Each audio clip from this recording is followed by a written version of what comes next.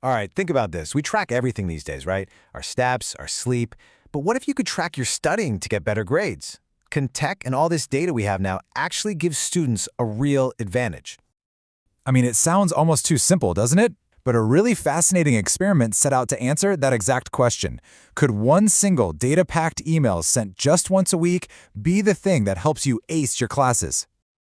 So to test this, researchers ran a classic randomized controlled trial. They set it up at a big public university over in Vietnam. And, well, let's just say the results were not what anybody saw coming.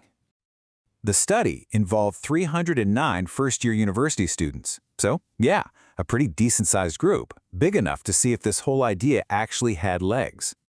The setup was super simple, but kind of clever. They randomly split the students into two groups. The control group, they got nothing new, just a normal semester. But the other group, the treatment group, they started getting a special email every single week. It was basically a little dashboard showing them how their online activity, like logins and downloads, stacked up against their classmates. A classic nudge.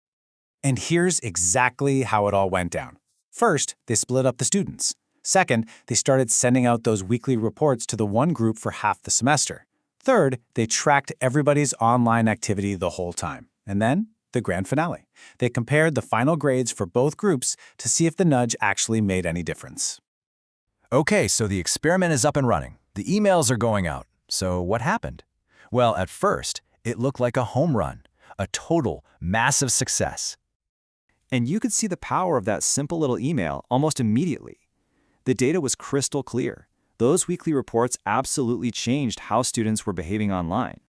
Now, it's pretty normal for students to kind of trail off a bit in the second half of a semester, and that's what happened here for both groups. But, and this is the key, look at the difference. The control group's activity just tanks. The group getting the emails, yeah, their activity dipped too, but by way, way less. That nudge was clearly keeping them more engaged online. Okay, so they're clicking more, they're downloading more, they seem way more engaged. That has to mean their grades went through the roof, right? Well, this is where the whole story takes a really sharp and unexpected turn, because despite all that extra clicking and downloading, something really important just wasn't adding up. Their grades didn't change, not even a little bit. The average final grade for the control group and the treatment group was exactly the same. The nudge changed their behavior, for sure, but it had literally zero impact on the one thing everyone actually cared about.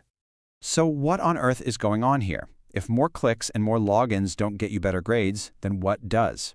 The researchers really had to dig into the data to solve this one. And what they found was a classic trap in human thinking. It's called the false cause fallacy.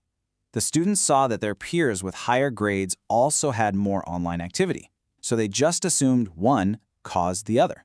They thought, oh, if I just click more stuff, I'll get better grades. But we all know correlation isn't causation. And the numbers prove it. When the researchers looked for the single best predictor of a student's final grade, it wasn't their online activity. Nope, the number one predictor, by a long shot, was their grades from the first half of the semester. Past performance, not just busy work clicks, was the real key. And a quote from one of the students in the study just nails it. Success wasn't about mindlessly clicking download on more files. It was about, in their words, figuring out the pattern, actually paying attention in tutorials when the instructor explains how to succeed. All of that critical learning stuff happens offline, where the tracking system can't see a thing. So this all leads us to the big, powerful takeaway from this entire experiment. The goal should never be just more clicks. It has to be about smarter learning. So let's just quickly break down the big lessons here. First, more clicks does not equal real learning. Second, and this is a huge one, just because something is easy to measure doesn't mean it's what actually matters. Third, the real engines of learning, like just thinking about how you're learning, are often totally invisible to these data systems. And finally, if you really want to know how a student is doing, frequent, low-stakes tests are a much, much better signal than counting logins. And another student backed this up perfectly. They said having more small assessments gives them visibility into how they're actually doing. It helps them find that pattern to success way earlier, before the final exam when it might be too late. So here's the bottom line. We have to shift our focus away from these vanity metrics, the things that are just easy to count, like clicks, and instead concentrate on what actually drives deep, meaningful learning. And that leaves all of us with a really big question. For teachers, for students, for anyone building education tech, If we know for a fact that tracking clicks is a dead end for actually improving grades, what does real student engagement even look like? What should we be measuring instead? It's something we really need to think about.